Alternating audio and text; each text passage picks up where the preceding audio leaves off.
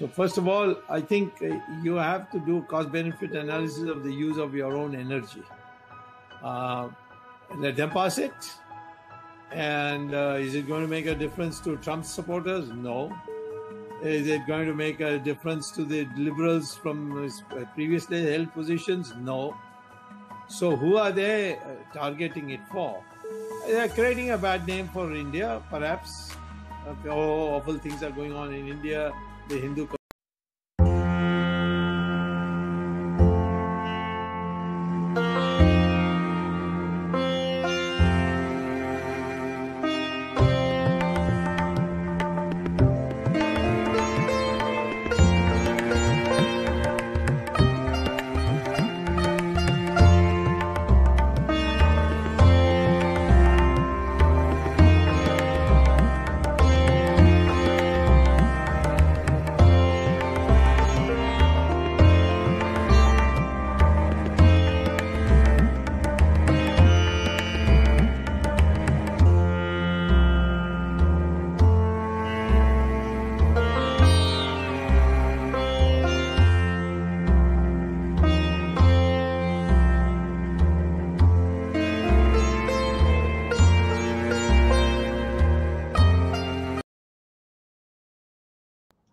Friends, it's another Sunday and it is 8 p.m. in India, and Virat Hindustan Sangam is back with its Sunday weekly show with Dr. Subramanian Swamy, known as Words of Wisdom, Gyan Ganga.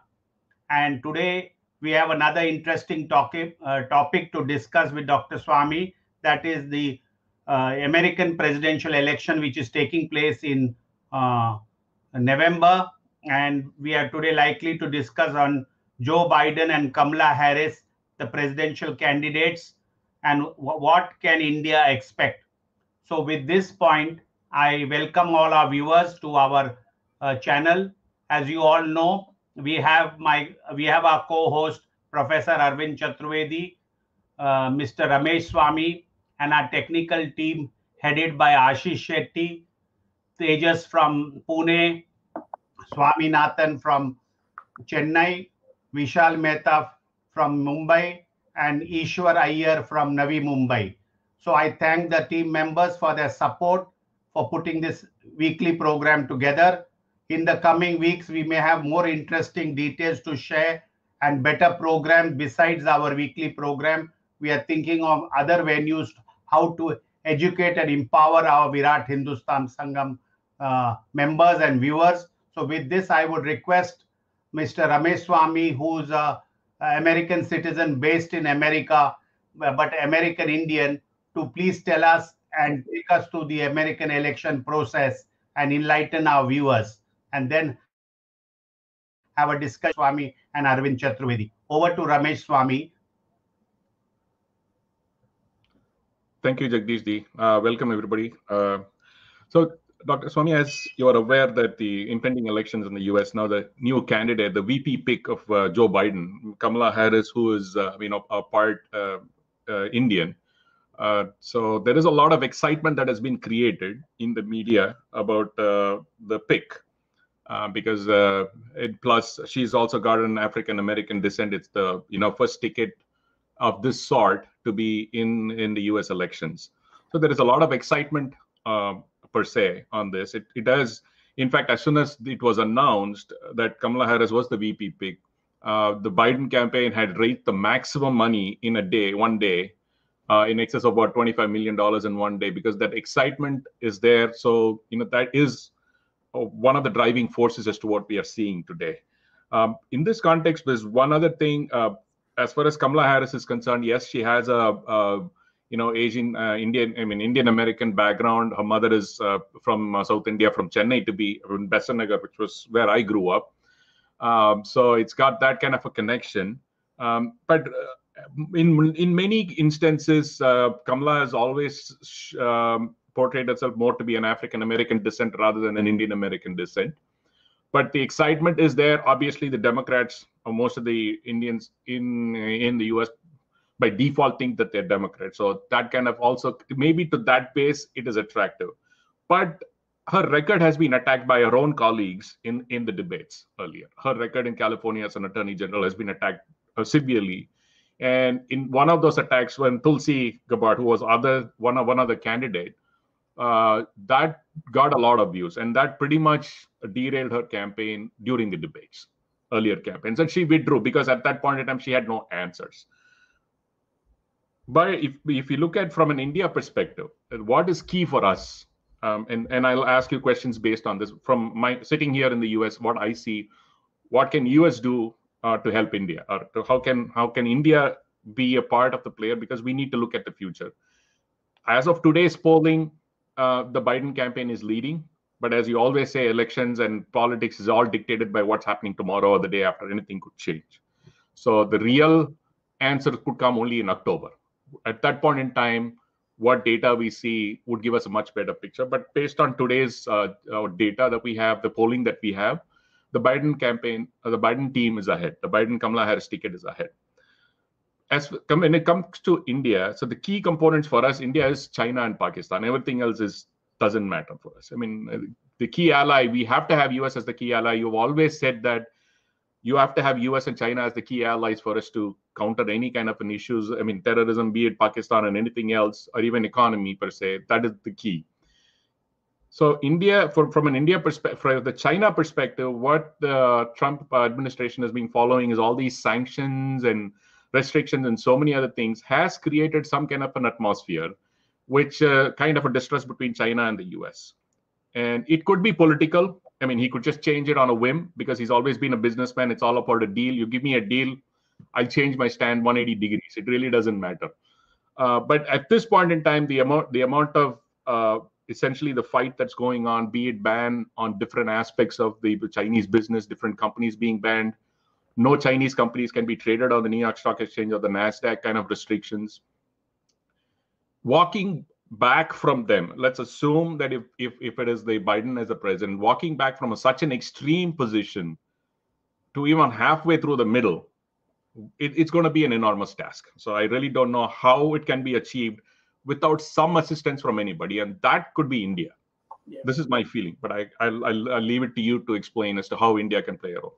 As far as Pakistan is concerned, it is very small. It's a mosquito, but it keeps getting enough feed always. It always gets more aid from the US than India in all aspects, be it defense or be it in any humanitarian aid.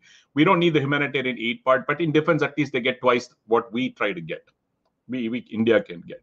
But that is also a significant component because China on and off espousing things, oh, we're going to help Pakistan or something like that, might create the extra confusion. So our relationship with any US administration needs to be stronger going forward.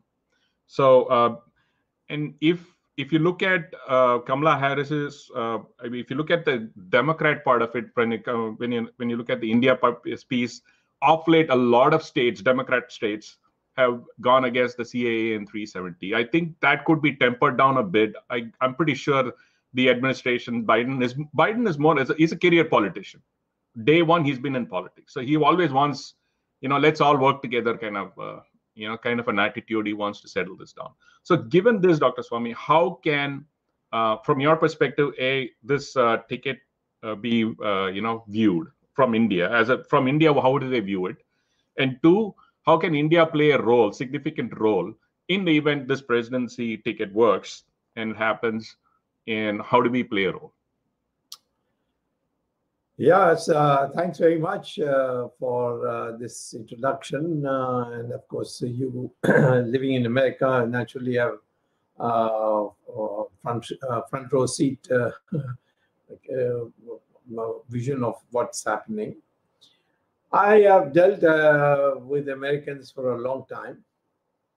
And the bottom line with all Americans is what's in it for me. That is, you want something from me, what are you going to give me in return? And that's why the best deal we ever had with Americans is a small matter, and that was in 1991 when I was minister. And Mr. Chandrasekhar, as Prime Minister, one day told me we'll have to default because the foreign exchange reserves is practically down to nil. and is all expended during both Mr. Rajiv Gandhi's time and Mr. VP Singh's time. Rajiv Gandhi, because he liberalized imports and said that you can import from abroad whatever you like, as long as you raise the money abroad and then pay the interest and thereby get it. So, but he didn't specify that you can only take long-term loans. So all the businessmen after 1985 took large amounts of short-term loans, which usually tend to have a period of gestation period, or I mean a period of 3 years to 5 years by which you have to pay back everything. And it became due for payment just about the time Chandrasekhar government came into office. And we didn't have the money because the large amount of loans were taken. We were short by about $2 billion. And those days, $2 billion would be about maybe $15 billion today. So, of course, today we have got half a trillion reserves, but in that time we just had the hangovers of the Congress socialism and pro-Soviet socialism, and we didn't have any reserves built up. So the short point is that all that I did, because all the other ministers failed. I mean, our finance minister was not even allowed, was given an appointment in the United States. And ultimately, it's only when they gave me the appointment, he went in my place. Chandrasekhar didn't let me go and said, I need you here. He let him go. But that was after the solution was found. But in Japan, they made him sit in the waiting room for hours. So, I mean, they all thought India is going to default. But the Americans came to our rescue. They got from the IMF $2 billion without condition. But we allowed their planes coming from Philippines to Saudi Arabia to land in India and refuel. And it was a great thing for them, and they were mighty pleased, and so they were helpful. Now, this is a lesson which we Indians have learned. We want something free because we are great friends, so they should give us, and they got plenty and we got nothing. So therefore, they should be generous in giving it to us. That mentality. But when they want something from you, then you give them speeches on ideology and so on. Now, the classic case is Bush had wanted. First of all, let me go a little back, if you don't mind.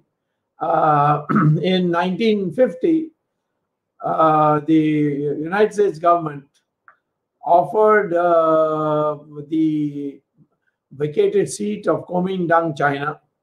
I didn't want to give China the UN security seat with veto, the communist China. So they gave it to us. And I have written about this recently because some papers have become declassified. That Nehru said, no, we can't do that because that will put us against China. And therefore, the seat must go to China, and we campaigned for China to get it. And ultimately, the Americans, when they saw Deng Xiaoping coming and making changes, they invited China to take the seat in 1972. But from 1950 to 1972, we could have had that in UN Security Council seat. Same thing in Iraq. Bush wanted us to send 20,000 troops. Advani went all the way to Washington and as Deputy Prime Minister and said, yes, we will do that, because they offered us all kinds of weaponry at dirt cheap prices, and some of them free.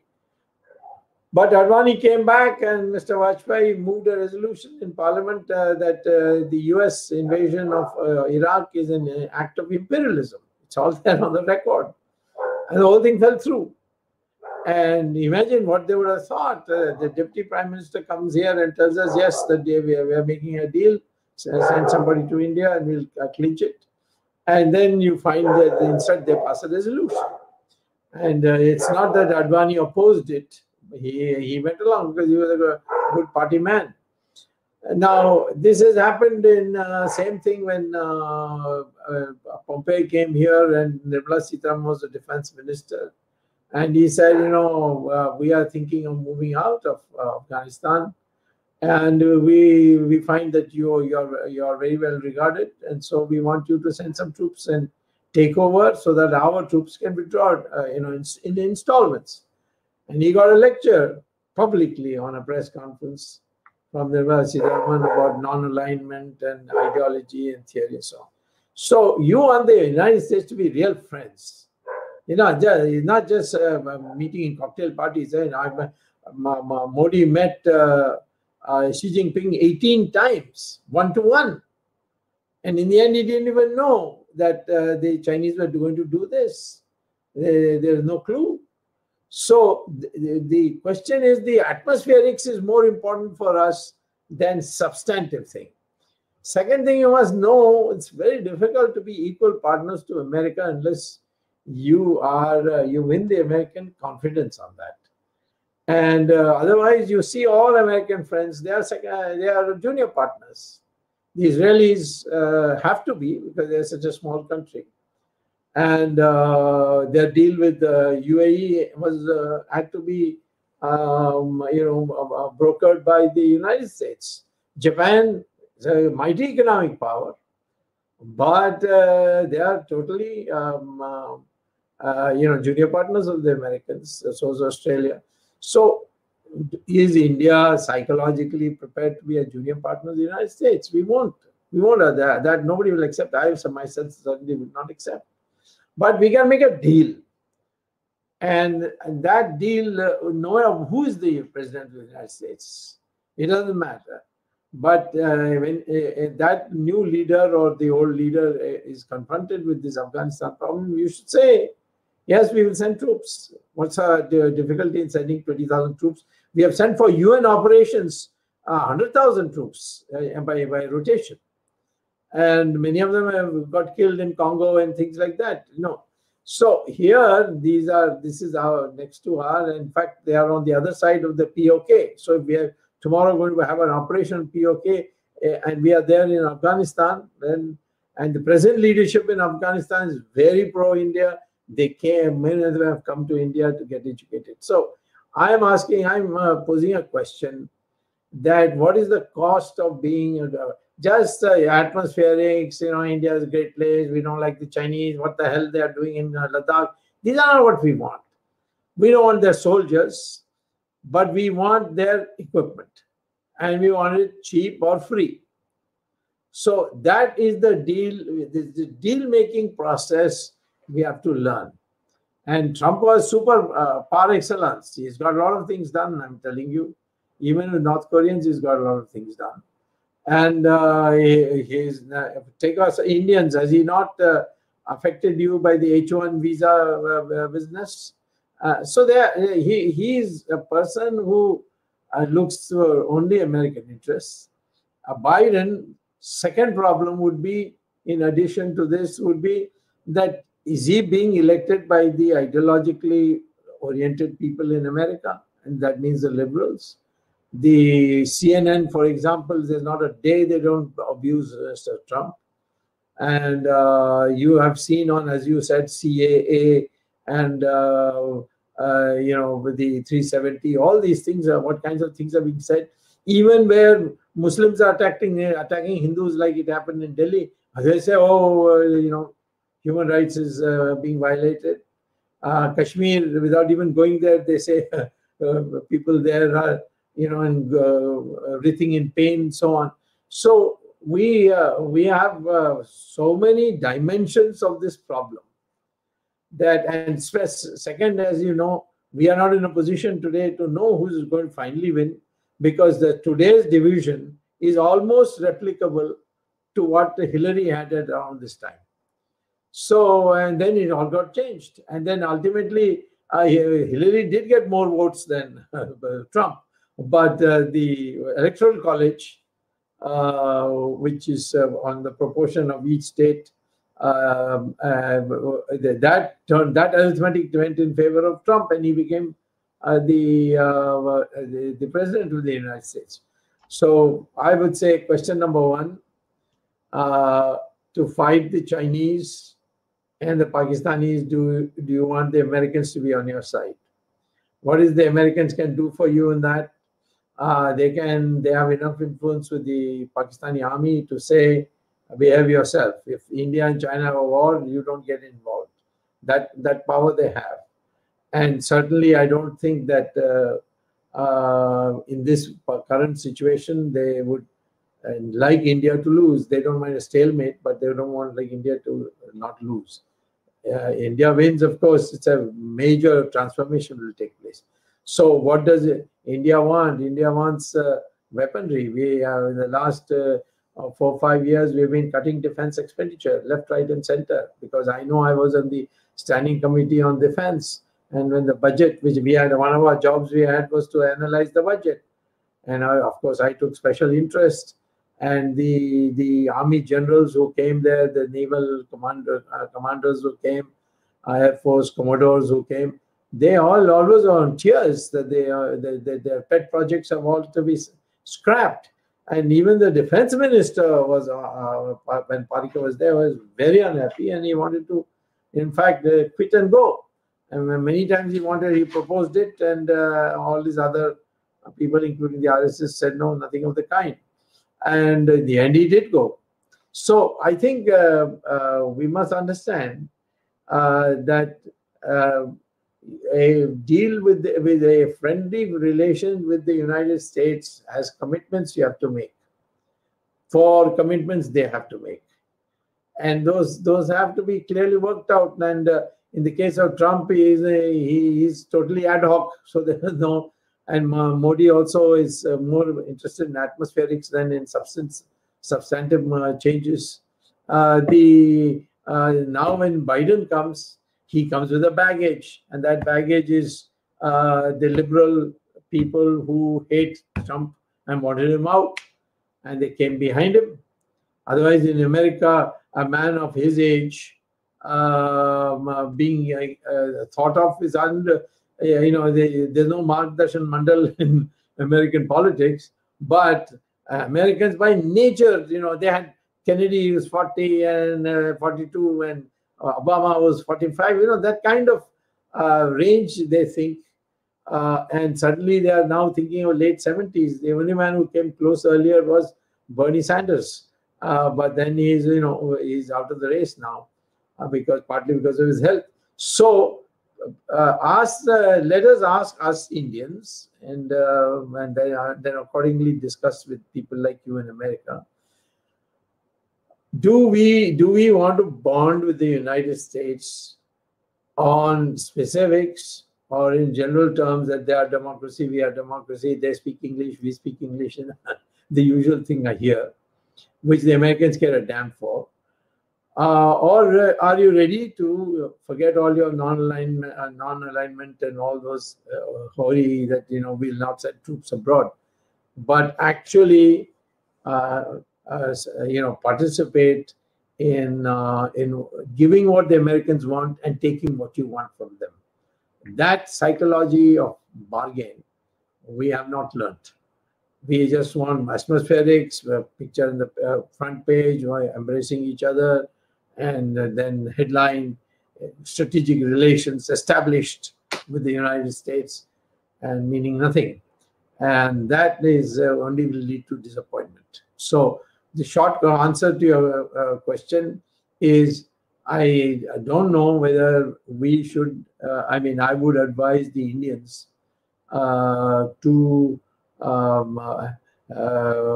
take a specific stand till maybe middle of October, when the trends would be much more predictable, for November 7th, when I think the elections are.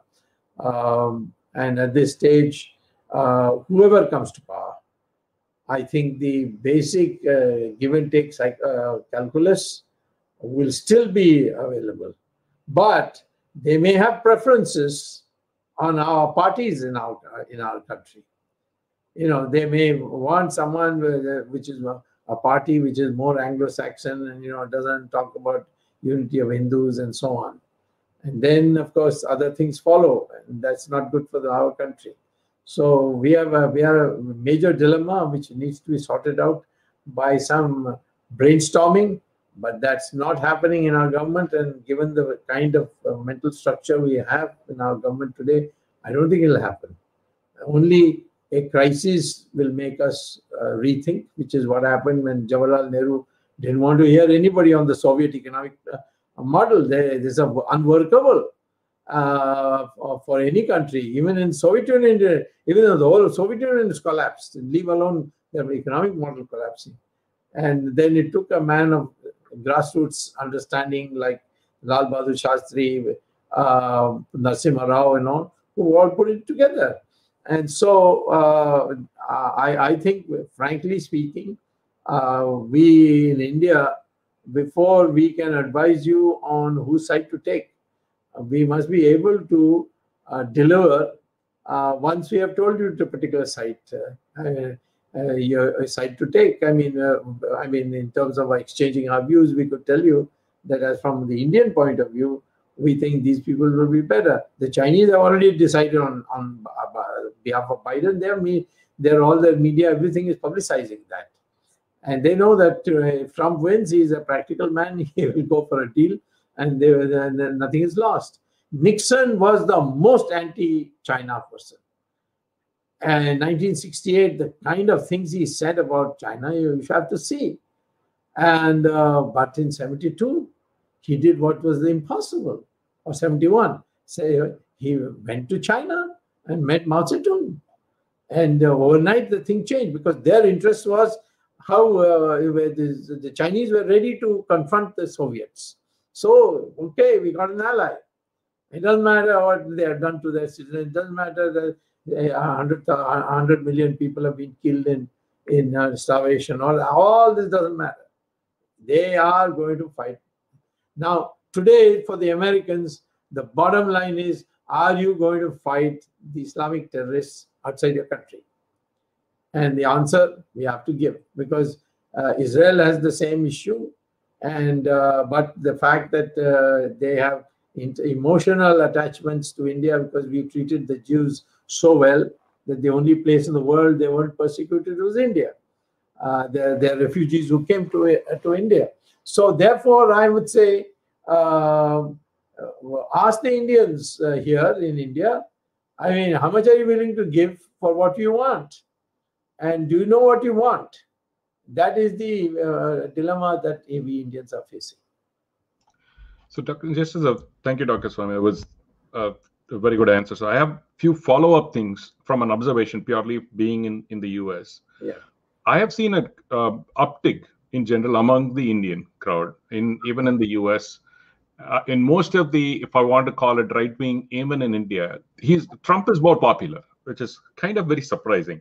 Yeah. Okay, so if you look at even most thinkers, even in the US, a lot of them have shifted because everybody in the US, most of the Indian Americans are in the business or in a business area or educated, IT, being in senior corporate areas. They see that so far what they've seen. The Trump administration has been more helpful for businesses rather than any administration in the past. So purely from that angle, as you said, what's in it for me?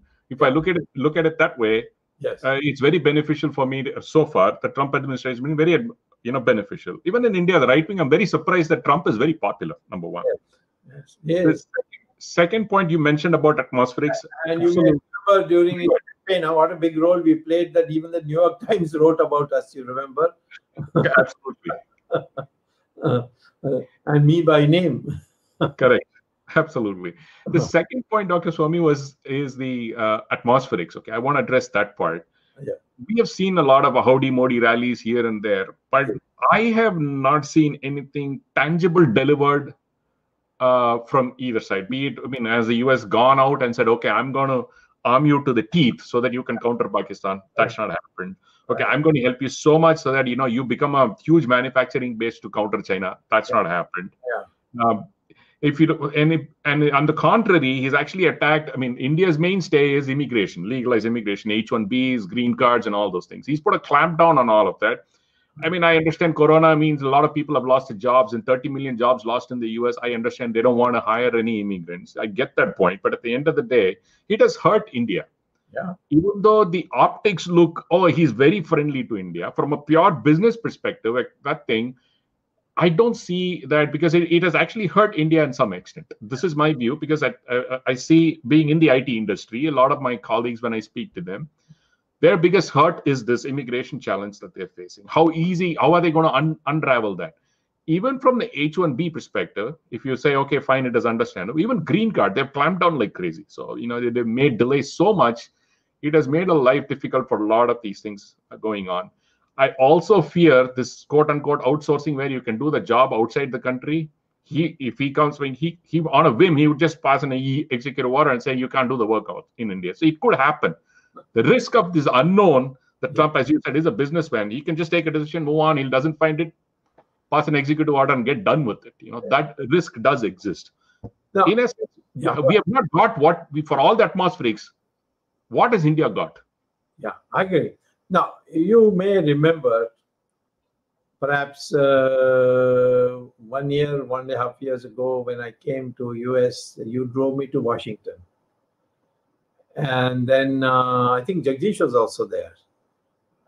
And then I had a meeting with the topmost officials of, one was from White House and the other was from the State Department. I had lunch. I said, I remember very well, Dr. Swamy. We drove there. That's right. We drove there. And you did all the driving. So what did they tell me? They told me, listen, we wanted to give you the most advanced planes, including leading up to F-35. But you went and bought S-400 from Russia. After negotiating for a similar thing with us, you go and buy that. So I said, why can't we buy from both? He said, S-400's electronics is 100% Chinese. And if you buy S-400, it comes, then the Chinese technicians would be required in case you have any problem with the technology. And we can't have American advanced equipment in your country because they'll spy on it. You're not very great in preventing spies. So, therefore, now we have come to the conclusion the Indians just want to talk. And that's exactly what happened when you say there's nothing. Indians have big numbers in voters. So today, even I've seen a video of Biden and Kamala Harris saying how much they love India. You see, and our TV is scrolling all that Biden changes his mind and so on. So the question is, all these atmospherics from the American side now is because you are a large voter, you are very rich also, many of you are very rich, and you have paid donations in large amounts. And and then you see all the Indians who have been elected to Congress or the Senate. Do you have an Indian in the Senate? I don't think so. We don't have any senator in Indian. I mean, you have Indian origin. Yeah, no. If you want to call Kamala Harris an Indian origin, that's the only person. She doesn't call herself. She doesn't call herself an Indian descent. She wants to call herself as an African American descent. Maybe she'll change and now start saying I'm a Tamil Brahmin descendant or something. Anyway, the issue is the Indians who Jindal became governor of, I think everybody's talking about him becoming the president of the United States.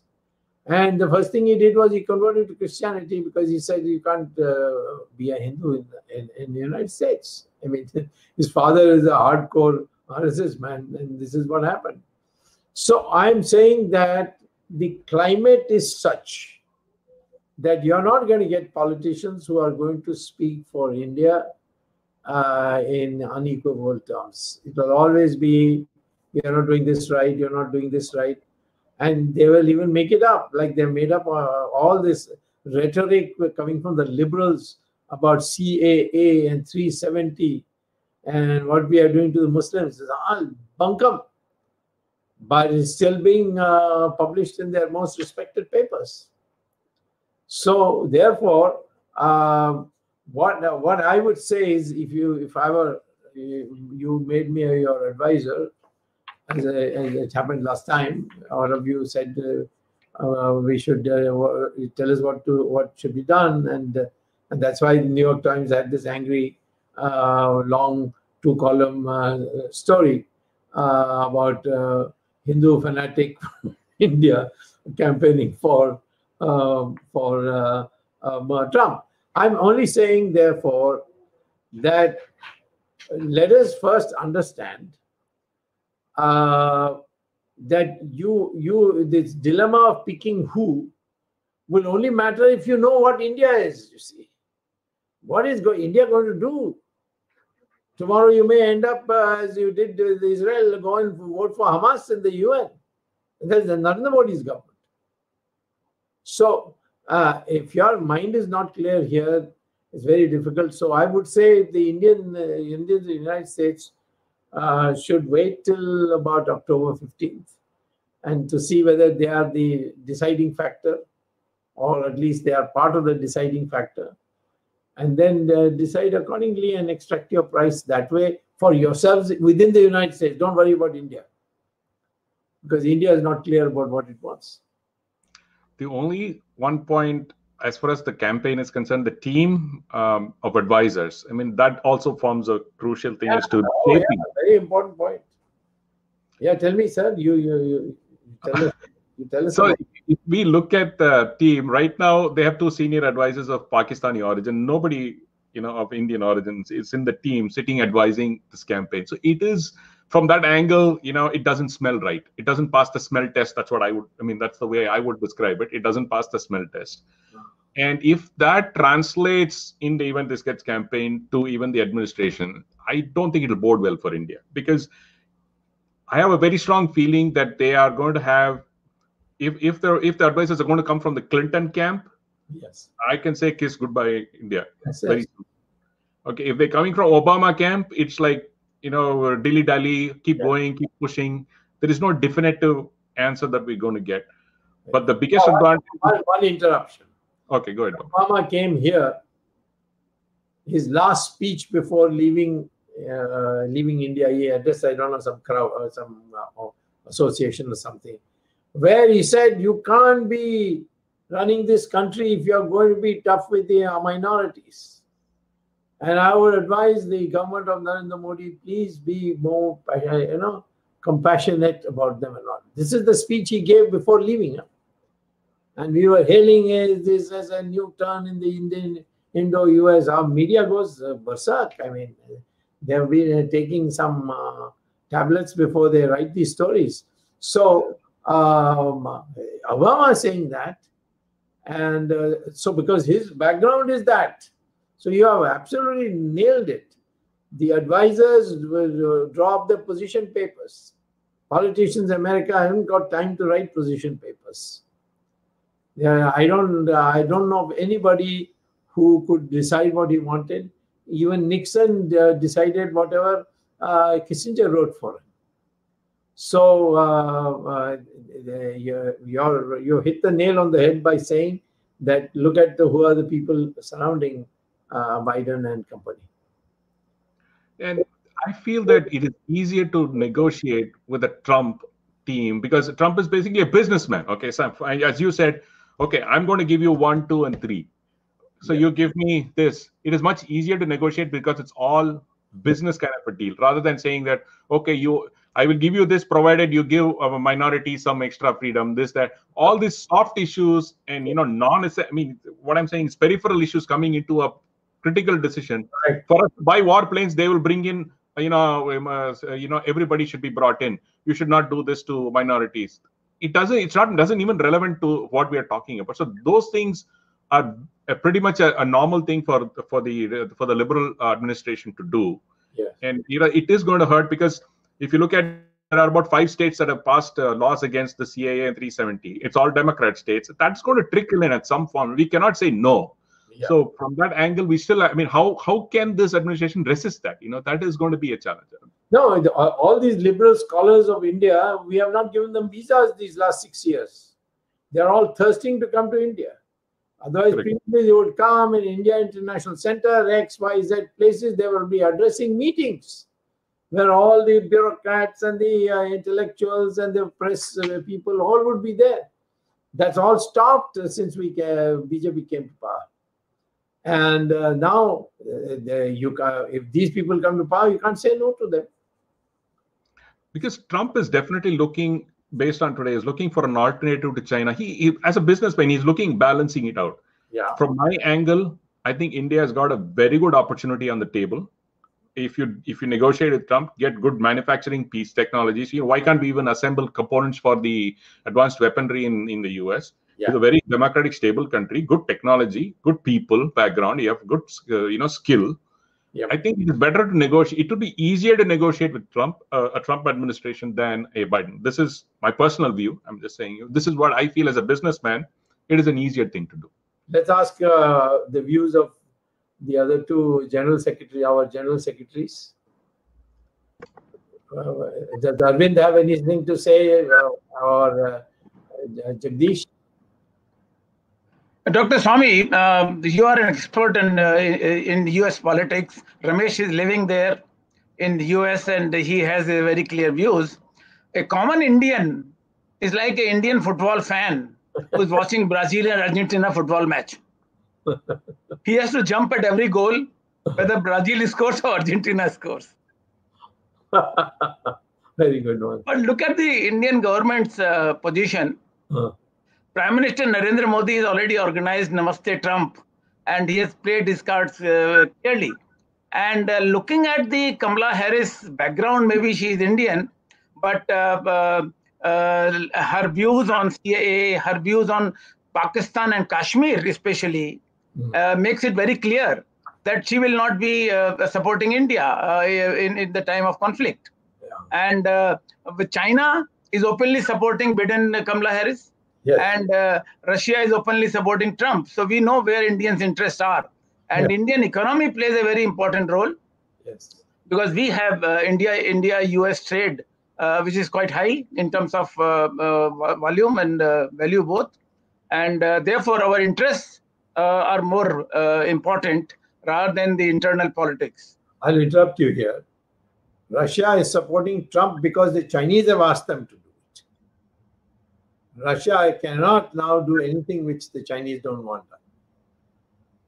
That's the position, because Russia's half of Russia's economy is now running on Chinese money. Okay, so looking at India-China relationship, we should not be supporting those candidates who are supported by China. But yeah, I agree. I mean, you have a point there. I mean, I totally agree with you. No, see, the more sophisticated point is that Ramesh said. You've got to look at the advisors. Right. In the issue, they don't know even what Article 370 is. A guy will put it in front. I've experienced this. I've seen this in my years in dealing with congressmen and senators and so on. They put it there and said, "Sir, tomorrow this matter, you have to make a statement in the such and such committee of the Congress." And the guy says, "Okay, have it sent to me. I'll read it over the night." And what? They will take 5-6 sentences, which they will themselves pass it off as their own. So that's how it goes. And I can't blame them, because their main focus is their own country's problems. And we are people who want something from them. So that's the thing. We have another American trained guy here, Ashish Shetty, but that after Jagdish Shetty has heard. Jagdish Shetty's views, please. He's been dealing. Yeah, Jagdish. He's now General Secretary of the Indo-Israel Friendship Society. And so he's been to many foreign countries. So let's hear his experience. Now, Dr. Swamy, as you have been maintaining in all your talks and your experiences, that America is a deep state. Yeah. So whoever comes to power, based on the American national interest, their policies are prepared or implemented. So would this not also have some impact on whoever comes to power in America? What do you think on that? Well, George Soros is dead against us. That is BJP. And he is backing this campaign of openly backing the campaign of Biden. So, and he runs what is called as a deep state. And he has already badmouthed us in the World Economic Forum in Switzerland. So you are going to have an easy time. And Modi thinks that because Bill Gates is a friend of his, Bill Gates the first one to do. Some Gates is not here for software, electronic software. He's here to promote untested medicines produced in the United States, which is still awaiting FDA trials, and so India becomes a guinea pig in a sense. So therefore, what I'm saying to you, therefore, is only this, and reiterating that same point, that let's be very clear that if any government that comes to the United States, we must know how to negotiate with them. And but you must also recognize that there are some fundamental issues between the liberals in the United States and Hindutva-vadis in India, which is irreconcilable, no matter how much give and take you do. And therefore, if Biden comes to power, India will be, at least the BJP will be under tremendous pressure.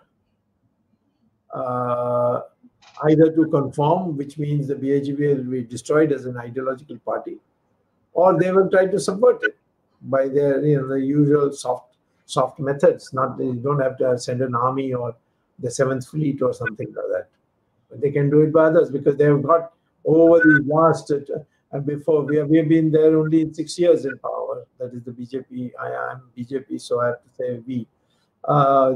But these people who have been there for the remaining 64 years, they have planted the entire establishment, chairmen, vice chancellors, this, that, all who have any title to their name, they are all opposed to us. And masses are not enough. Masses are enough in an election, but in terms of running a country, masses are not enough. So what you are saying is, it is a very interesting point for Indian domestic politics also. Yes. That how should we be tuning ourselves in the coming years based on what happens here, because we have gone by this hugging and one another method. These are not things which are really done in real foreign politics or foreign relations. What is really interesting is what really happens on the ground. So what you are saying is maybe this could be an eye-opener for the BJP to think on various issues connected with foreign policy and defense, perhaps. Yeah, look at Modi said, "Agli baar Trump ki sarkar" in Houston. How would anybody like it if tomorrow somebody from before this Galwan and all took place, the Chinese leader had come and said that we are more comfortable with Congress than we are with BJP? You wouldn't have liked it. The same way, if you say "Agli baar Modi sarkar, Trump ki sarkar," which is why he said it in Houston. Yeah. So I mean, they have taken that very ill, particularly the Democratic Party, because they are fighting for their lives too. Another term of Trump, there will be no Democratic Party left, because the way he goes about it, already he has what he has done to Hillary, who had the total backing of the deep state, is an example that if he gets one more term, then these Democrats are going to take a long time to make it back to power. It will be Republican, and like used to be before with the Democrats. What about Arvind? And what about Ashish Shetty? Ashish Shetty, what's your view? He's looking. Oh, yeah, no, I think my question was only how people with H-1B visas will be impacted. Okay. Dr. Swamy, one quick observation, because from Kamala's side, she actually sided with she kind of admonished the Jaishankar not meeting with Jaipal, Pramila Jaipal and all, who were just like ranting away at our 370 and CAA. I hope if one way you see that it's probably just a rant and leave it, or that's where when you say the advisors come into play, is that's going to have an impact on India. We have to be very careful. We cannot just get fooled away saying that, oh, she's got an Indian origin, or she's Kamala, she's from South. It is very crucial for as you said, to wait till October, look at all the facts that's on the table, and they take a decision rather than jump into this thing. Oh, just because she's got this Indian origin background, Indian Americans here should not jump into the any conclusion. So what would have gone bad if Jaishankar had met this lady? What's her name? Pramila Jaipal. And he would have told her on her face that we don't like your views. I mean, to say that I will not meet you, that in my opinion, and that too, he has been foreign secretary, unless he had been instructed, that's another matter. But I don't think that you go to a country and then say, I won't meet this man. And then I don't think even your supporters would like it. Supporters in the United States would like it. Yeah, I would have just told her in the face, saying that, what, it's our own internal business. That's it. I said, yeah, come to India and we'll give you a tutorial or something like that, insulting monk like that. Yeah. But to say I won't meet, I don't think it was the right thing. I didn't say anything at that time because it looks like letting down your own people. But now that it's become history, I'm saying that this would be one of the things that will be said in cocktail parties and so on. What the hell do these Indians think that because Trump is with them, and they will also say Trump has got business interests, his son has gone many times to build some hotel. Has he got a hotel in Bombay? Trump? He's in the real estate business. So various projects he is involved with in Maharashtra also. There you are. So they will say all that. So my view is that the Indians in the United States should do what is natural feeling. If their natural feeling is we like Trump, whether he wins or loses, they should side with him. Okay? One small quick anecdote, Dr. Swamy. Yeah. The Indian liberal paper supporting Trump means supporting Joe Biden means Trump has got a good chance, because Indian papers have a very good history of predicting the wrong person. The whole cabinet, when it met on the day of the American poll, when Trump got elected, they all said unanimously that our cabinet, they were waiting for the PM to come and announce on that demonetization. They were just chit-chatting in that. One of the officials who attended it, because officials also have to be present in the cabinet meeting, he told me that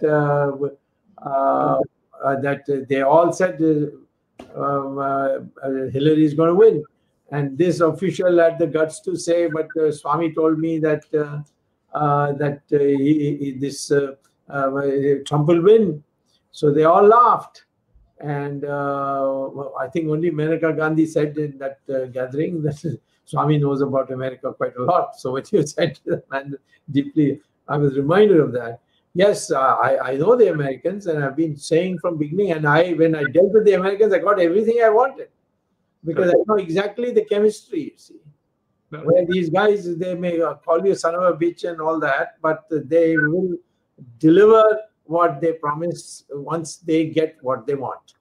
So you decide what the Americans want and offer it, saying, but we want this. And that's the only way to deal with the Americans. Ashish, do we have any questions from viewers, Ashish? Yeah, he said H1 visa only. No, any other thing. So what's your gut feeling? Should we be with Trump, or should we advise him to be with Trump, or explore other possibilities? Arvind? One last question. One last thing, Dr. Swamy. One last thing, sorry. Talking about one other Chennai connection, just more from an anecdotal, just a few bits. Dhoni announced his retirement. He's more of a Chennaiite than anything else. I mean, he's more identified as a Chennai person. So, a quick few thoughts on Dhoni's retirement. I've put a tweet saying that he should contest the Lok Sabha election. I said the man's guts, turning a defeat into a victory, and his management of the team, encouraging, coming himself low down in the batting order, and one of the most celebrated wicket keepers of the world. Such a man his talent should be used in politics, because age-wise he's younger than most politicians. Okay. So therefore, he should come, and I think we should persuade him to stand in 2024 for Lok Sabha elections. Okay. Arvindji, go ahead. Okay, thank you, Dr. Subramanian Swamy and Dr. Ramesh Swamy, for bringing this discussion to an important topic for Indians, because Indians are also looking for their own interest, the Indian economy, how it is affected by United States, whosoever wins, whether it is Donald Trump or Joe Biden. India should watch her interests and not support Kamala Harris just because Kamala Harris has got a vice presidential ticket, just because she has an Indian origin. In fact, she is less of Indian origin, more of Jamaican origin, because her husband is Jamaican, her father was Jamaican. Thank you very much for bringing this topic to our viewers, and fruitful discussion. Sunday again we'll come to Words of Wisdom, Gyan Ganga channel of Virat Hindustan Sangam.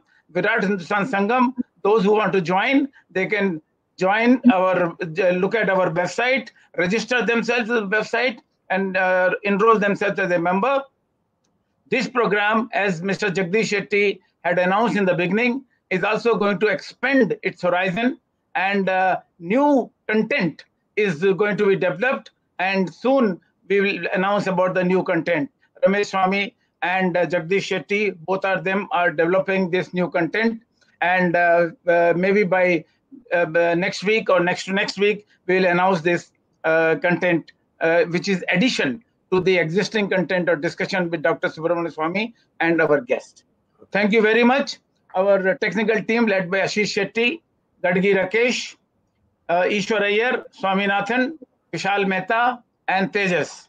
Yes. And viewers, next Sunday again at 8 p.m. Indian Standard Time, we'll be meeting with another new topic and our favorite speaker, come guest, come host, Dr. Subramanian Swamy.